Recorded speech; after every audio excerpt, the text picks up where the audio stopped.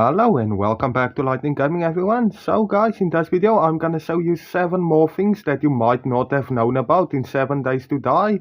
That will help you out a lot progressing in the game. So yeah guys, let's start off with the first one. So the first one will be grinding down electrical street lights. Now if you take a look, I'm only grinding down the top part of the light, and like you can see it gives me a lot of forged steel, or not a lot but a lot of electrical parts as well as some forged steel, which is very great to know, especially a bit later in the game where you actually gonna start needing forged steel. This is a great way to get some. Now another good way to get forged steel is by taking down broken vending machines like this one right over here. Like you can see, I'm getting a decent amount forward steel from that. The next one is how to get a lot of springs. Now the best way that I found except for breaking down cars is beds, especially double beds in POIs. They just give a big amount of springs as well as some short pipes, which is always a bonus.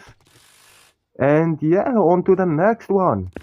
Now guys, when rancing down or grinding down cars, you're gonna end up with a bunch of radiators and batteries. Now there is a way to get more lead and brass out of these parts. And yeah, I'm basically gonna show you how to do that quickly. So when you open your inventory and you go, let me take the radiator first. If I scrap this down, you can see I will get 375 for both of the radiators that was in my inventory. Now in order to get a lot more, all you need is a forge. And if you place it in the forge and smelt it down, you're gonna end up with way more brass than you got from scrapping it. So let me skip this on a little bit. Like you can see, I got 250 out of one, so that's 500 instead of 375, which is a big difference.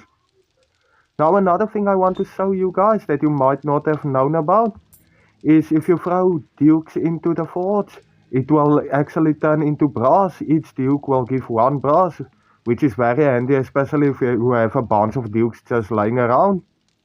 The other thing is the battery works the same way. Like you can see, when I grind it down, I only get 120 lead from it. But yeah, look what happens if I throw it into the forge. Like you can see, when I throw it in the forge, I get 160, that's 40 more lead per battery, which is also a big difference and a good thing to know. The other thing I wanted to show you guys is a very basic thing, but this is especially helpful for early game, because in the early game biome, in the jungle biome, there are just cotton everywhere. Now guys, if you farm these up and you just keep collecting them in base, they are very useful first off to make cloth fragments. Like you can see, I can make a bunch of cloth fragments of the cotton. And you always gonna need this for armors and stuff like that. But another good way to use this cotton is just to go sell it to a trader. Now if I sell it directly to the trader, let me show you the amount I will get for 500 cotton. So yeah, that's about 1200 dukes, which is not that good.